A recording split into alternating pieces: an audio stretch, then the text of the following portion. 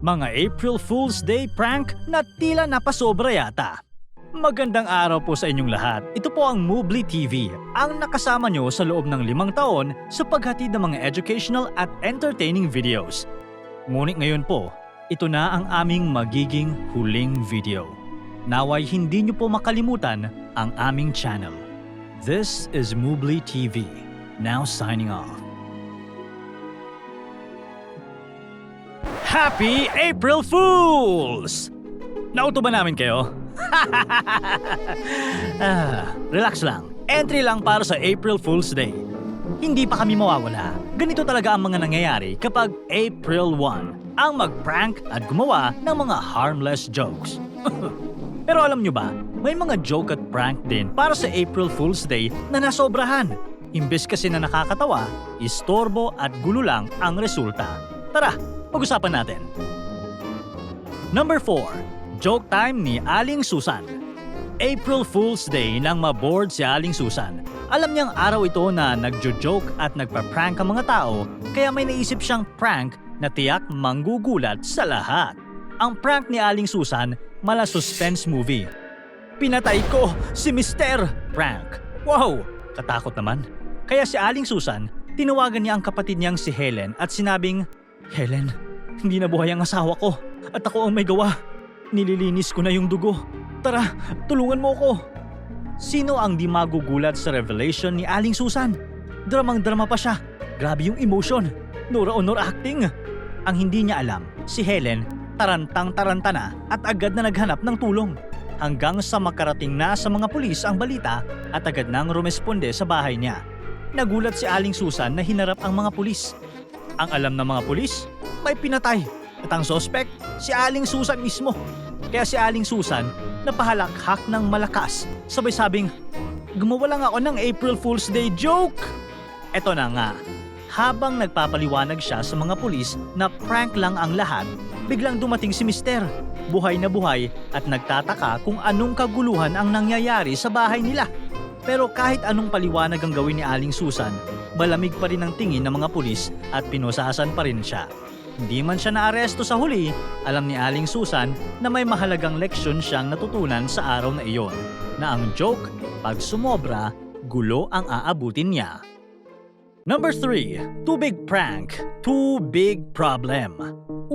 Ang init! Nakakauhaw naman! Pero paano kung isang araw, bigla kang may narinig na balitang may dihydrogen monoxide sa gripo nyo? Dihydrogen monoxide?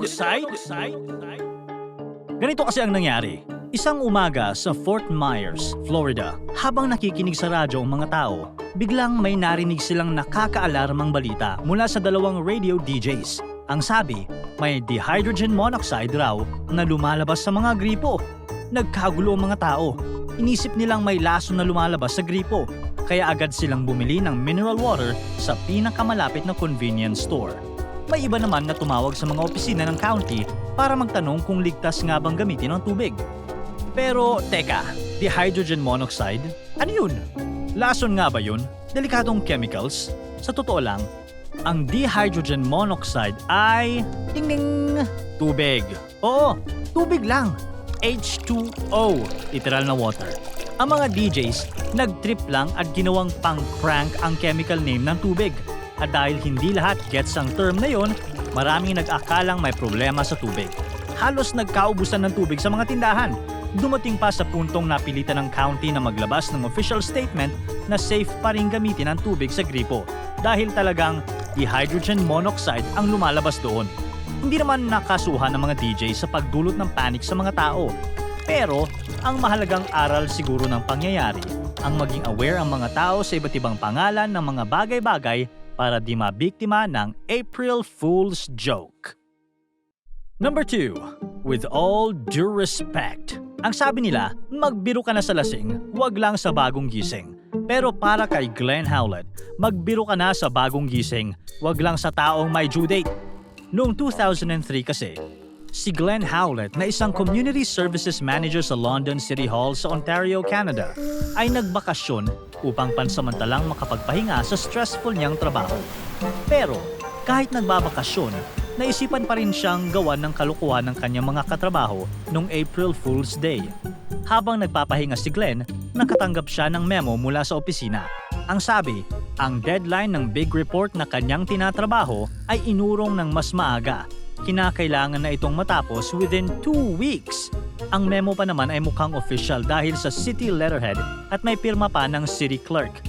Hindi na napansin ni Glenn na April Fool's Day noon kaya naniwala siya na totoo ang memo. Agad niyang tinapos ang kanyang bakasyon at bumalik sa trabaho. Sa sobrang kaba at taranta, tinawagan niya ang kanyang team at sinimulan ang todo-todong pagtatrabaho para maabot ang bagong deadline.